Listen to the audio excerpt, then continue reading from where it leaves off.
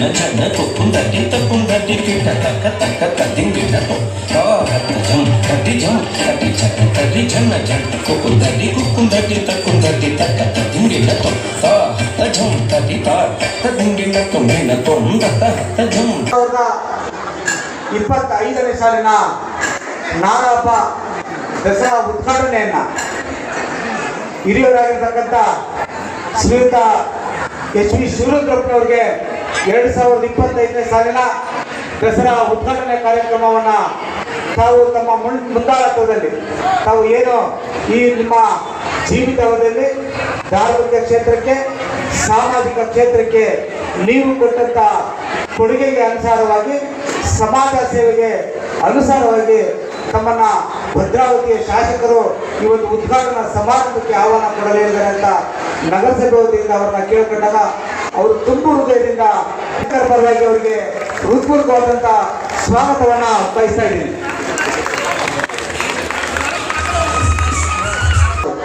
ಅವರ ಶಾಸಕತ್ವದ ಅವಧಿಯಲ್ಲಿ ಉತ್ತಮವಾದಂಥ ಕಾರ್ಯಕ್ರಮಗಳನ್ನು ಮಾಡೋದ್ರ ಮೂಲಕ ನಗರಸಭೆಗೆ ಉತ್ತಮವಾದಂಥ ಅನುದಾನವನ್ನು ತರೋದ್ರ ಮೂಲಕ ಭದ್ರಾವತಿಯಲ್ಲಿರ್ತಕ್ಕಂಥ ಎಲ್ಲ 35 ವಾರ್ಡ್ಗಳ ಅಭಿವೃದ್ಧಿಗೆ ಶ್ರಮಿಸ್ತಾ ಇರ್ತಕ್ಕಂಥ ಶ್ರೀಯುತ ಶಾಸಕರಾದಂಥ ಹಾಗೂ ಕೆಎಎಲ್ನ ಅಧ್ಯಕ್ಷರು ನನ್ನ ನೆಚ್ಚಿನ ನಾಯಕರಾದಂಥ ಡಿ ಕೆ ಸಂಗಮೇಶ್ವರ್ ಅವರಿಗೆ ನಾನು ಹೃತ್ಪೂರ್ವಕವಾದಂಥ ಸ್ವಾಗತವನ್ನು ಕೋರ್ತಾ ಇದ್ದೀನಿ.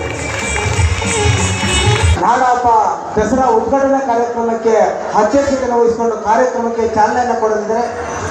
ಅವರಿಗೆ ನಾನು ಈ ನಗರಸಭೆಗೆ ಹೃತ್ಪೂರ್ವಕವಾದಂಥ ಸ್ವಾಗತವನ್ನು ಕೋರ್ತಾ ಇದ್ದೀನಿ.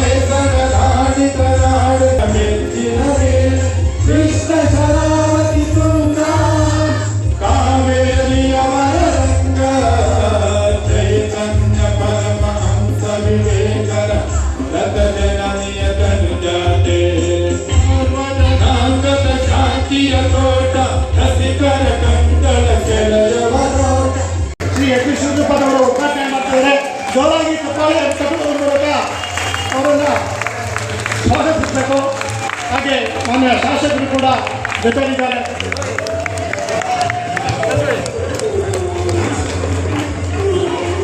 ಉದ್ಘಾಟನೆಯನ್ನ ನೆರವೇರಿಸಿದಂತಹ ಶ್ರೀಯುತ ಎಚ್ ವಿ ಶಿವರುದ್ರಪ್ಪ, ಹಾಗೆ ಮಂಜುನಾಥ್ ಸರ್ ಅವರು ಬರಬೇಕು, ಹಾಗೆ ಗೀತಾರಾಜ್ಕುಮಾರ್ ಅವರು ಬರಬೇಕು. ದಯವಿಟ್ಟು ವೇದಿಕೆ ಮೇಲೆ ಬರಬೇಕು ಅಂತ ಕೇಳ್ಕೊಳ್ತೀವಿ. ಸಮಾಜಗಳು ಈ ಬಾರಿಯ ದಸರಾ ಉತ್ಸವದ ಉದ್ಘಾಟನೆಯಾಗಿ ನನ್ನನ್ನು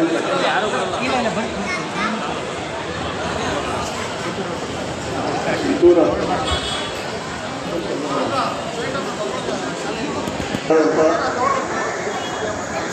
ಜನಪ್ರಿಯರು ಶಾಸಕರು ನಗರ ಆಡಳಿತಕ್ಕೆ ನಾನು ಆಭಾರಿಯಾಗಿಕೊಂಡಿರ್ತೀನಿ.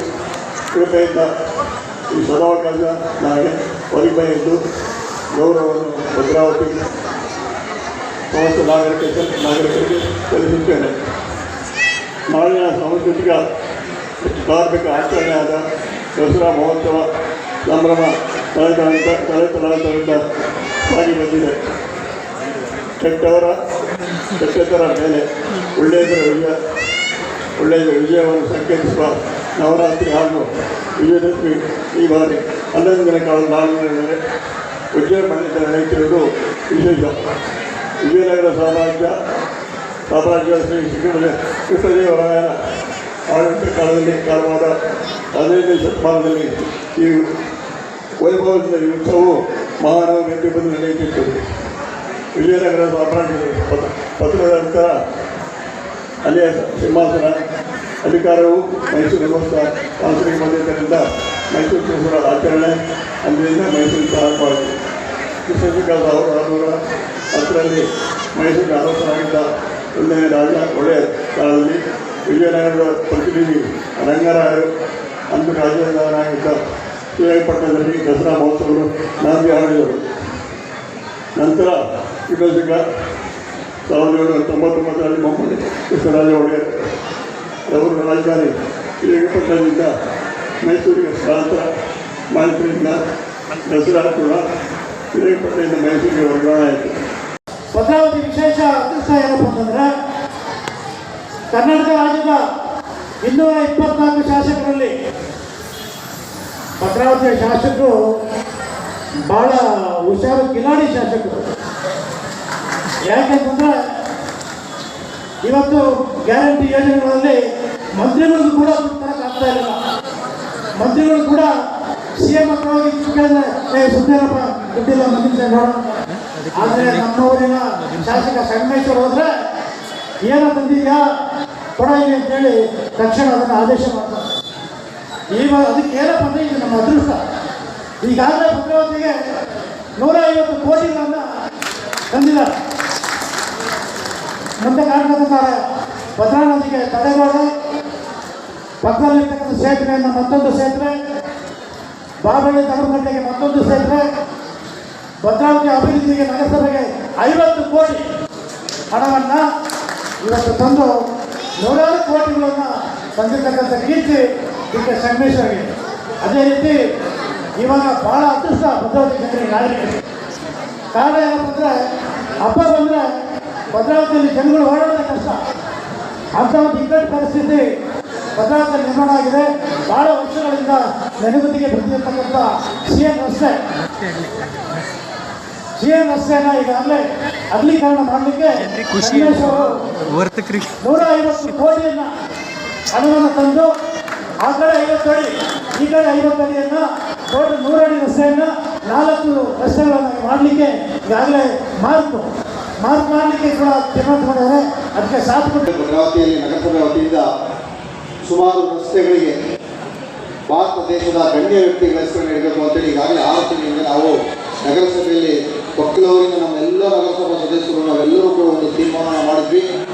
ಇದು ಮೊದಲು ತೆರಿಕೆರೆ ರಸ್ತೆ ಅಂತ ಇತ್ತು, ಇದು ನಮ್ಮ ಮಹಾತ್ಮ ಗಾಂಧೀಜಿ ರಸ್ತೆ ಅಂತೇಳಿ ನಾವೀಗಾಗಲೇ ಅದನ್ನು ಘೋಷಣೆಯನ್ನು ಮಾಡಿ ಇನ್ನೇನು ಕೆಲವು ದಿನಗಳಲ್ಲಿ ಅದಕ್ಕೆ ಕಾರ್ಯಕ್ರಮಕ್ಕೆ ತರ್ತೀವಿ. ಜೊತೆಗೆ RMCಯಿಂದ ಹಿಡಿದು ಅಪ್ ಟು ಹುಟ್ಟೋದ್ರೂ ಡಾಕ್ಟರ್ ರಾಜ್ಕುಮಾರ್ ರಸ್ತೆ ಅಂತೇಳಿ ಕೂಡ ನಾವು ಘೋಷಣೆಯನ್ನು ಮಾಡಿದ್ದೀವಿ. ಮತ್ತು ಕಳೆದ ವಾರ ಹೊಸ ಬ್ರಿಡ್ಜಿಗೆ ಮಾನ್ಯ ಶಾಸಕರು ಉದ್ಘಾಟನೆ ಮಾಡಿದ್ರು. ಅಮರ ಶಿಲ್ಪಿ ಜಗನ್ನಾಚಾರ್ಯ ಸೇತುವೆ ಕೂಡ ಉದ್ಘಾಟನೆಯನ್ನು ಮಾಡಿದ್ದೀವಿ. ಮತ್ತು ಜಯಶ್ರೀ ಸರ್ಕಲ್ ಅದನ್ನು ತೆಗೆದು ಇಡೀ ನಮ್ಮ ಕರ್ನಾಟಕ ರಾಜ್ಯಕ್ಕೆ ಅನ್ನ ಕೊಟ್ಟಂಥ ಮಹಾರಾಜರ ವಂಶ ಜಯಚಾಮರಾಜ ಒಡೆಯರ ಕೂಡ ನಾವು ಈ ಥರ ಹೆಸರಿಟ್ಟಿದ್ದೀವಿ. ಅದೇ ರೀತಿ ಹೊಸಮನೆ ಶಿವಾಜಿ ಸರ್ಕಲ್ ಅಂತ ಇತ್ತು, ಅಲ್ಲಿ ಶಿವಾಜಿ ಪ್ರತಿಮೆಯನ್ನು ಕೂಡ ಇರಬೇಕು ಅಂತೇಳಿ ನಗರಸಭೆ ವತಿಯಿಂದ ತೀರ್ಮಾನ ತಗೊಂಡಿದ್ದೀವಿ. ಅದೇ ರೀತಿ ಮಾಧವಚಾರ ಸರ್ಕಲಲ್ಲಿ ವಿಶ್ವ ಮಾನವ ಜಗಜ್ಯೋತಿ ಬಸವಣ್ಣವರ ಹೆಸರು ಕೂಡ ಇರುವ ಶಾಖೆ ಜೊತೆಗೆ ಅಲ್ಲೂ ಕೂಡ ನಾವು ತೀರ್ಮಾನವನ್ನು ತಗೊಂಡಿದ್ದೀವಿ. ಅದೇ ರೀತಿ ಹೊಳೆಯೊಂದು ರಸ್ತೆಗೆ ಡಾಕ್ಟರ್ ಅಬ್ದುಲ್ ಕಲಾಂ ಅವರ ಹೆಸರು ಇರಬೇಕು ಅಂತೇಳಿ ಕೂಡ ನಾವು ಈ ತೀರ್ಮಾನ ತಗೊಂಡಿದ್ದೀವಿ. ಮತ್ತು ಶಿವನಿ ಕ್ರಾಸ್ಗೆ ಮದರ್ ತೆರೇಸಾ ಅವರ ಹೆಸರು ಇಡಬೇಕು ಅಂತೇಳಿ ಕೂಡ ನಾವು ತೀರ್ಮಾನ ತಗೊಂಡಿದ್ವಿ. ಇನ್ನು ಮುಂದೆ ನಮ್ಮ ಎಲ್ಲ ಈ ಭದ್ರಾವತಿ ಜನ ಏನು ಹಳೆ ಹೆಸರಿತ್ತು ನಾವು ಹೊಸ ಹೆಸರು ಇನ್ನು ಮುಂದೆ ಆ ಹೆಸರನ್ನು ಘೋಷಣೆ ಮಾಡಿ ಇದ್ದ ತಕ್ಷಣ ನಾವೆಲ್ಲರೂ ಆ ಹೆಸರು ಕೊಡಬೇಕು ಅಂತೇಳಿ ಅಲ್ಲಿ ವಿನಂತಿ ಮಾಡ್ಕೊಳ್ತೀವಿ. ಅದೇ ರೀತಿ ಈಗಾಗಲೇ ತಮ್ಮೆಲ್ಲರ ಆಶೀರ್ವಾದದಿಂದ ನಮ್ಮ ಭದ್ರಾವತಿ ಕ್ಷೇತ್ರದಲ್ಲಿ ನಮ್ಮ ಶಾಸಕರು 4 ಬಾರಿ ಶಾಸಕರಾಗಿ ಆಯ್ಕೆ ಆಗಿದ್ದಾರೆ. ತಾವೆಲ್ಲ ನೋಡಿದ ಹಾಗೆ ನಾನು ವಿಶೇಷವಾಗಿ ಈ ಸಂದರ್ಭದಲ್ಲಿ ಹೈಕೋರ್ಟ್ ಮತ್ತು ಸುಪ್ರೀಂ ಕೋರ್ಟಿಗೆ ವಿಶೇಷವಾದ ಅಭಿನಂದನೆಯನ್ನು ನಾನು ಸಲ್ಲಿಸ್ತೀನಿ. ಯಾಕೆ ಅಂತೇಳಿದರೆ ನಾಡ ಹಬ್ಬ ಮೈಸೂರು ದಸರಾನ ಲೇಖಕಿ ಭಾನು ಉಷಾಕ್ ಅವರನ್ನ ಎಷ್ಟು ಜನ ವಿರೋಧಿಗಳು ಮಾಡಿದ್ರು. ಅದನ್ನು ಹೈಕೋರ್ಟ್ ಮತ್ತು ಸುಪ್ರೀಂ ಕೋರ್ಟನ್ನು ಸ್ವಾಗತ ಮಾಡಿ ಅವರಿಗೆ ಉದ್ಘಾಟನೆಗೆ ಅವಕಾಶನ ಕೊಟ್ಟಂಥ ಹೈಕೋರ್ಟ್ ಮತ್ತು ಸುಪ್ರೀಂ ಕೋರ್ಟ್ಗೆ ನಾವೆಲ್ಲರೂ ಕೂಡ ಸ್ವಾಗತವನ್ನು ಸಲ್ಲಿಸಬೇಕಾಗುತ್ತೆ. ಅವರು ಪ್ರೀತಿ ಸ್ವೀಕರಿಸಬೇಕು, ಅವರ ಕುಟುಂಬವನ್ನು ದಯಮಾಡಿ ವೇದಿಕೆ ಮೇಲೆ ಬರಬೇಕು ಅಂತ ಹೇಳಿ ವಿನಂತಿಸ್ಕೊಳ್ತೀವಿ. ಶಿವರುದ್ರಪ್ಪ ಸಾಹೇಬ ಕುಟುಂಬಸ್ಥರು ದಯಮಾಡಿ ವೇದಿಕೆ ಮೇಲೆ ಆಗಮಿಸಿ ಈ ಅಭೂತಪೂರ್ವ ಕ್ಷಣವನ್ನು ವೀಕ್ಷಿಸಬೇಕು ಅಂತ ಹೇಳಿ ವಿನಂತಿಸ್ಕೊಳ್ತಾ ಇದ್ದೀವಿ.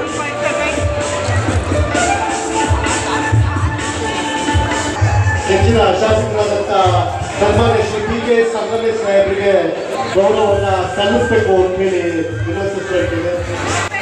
ಮೈಸೂರು ಪೀಠ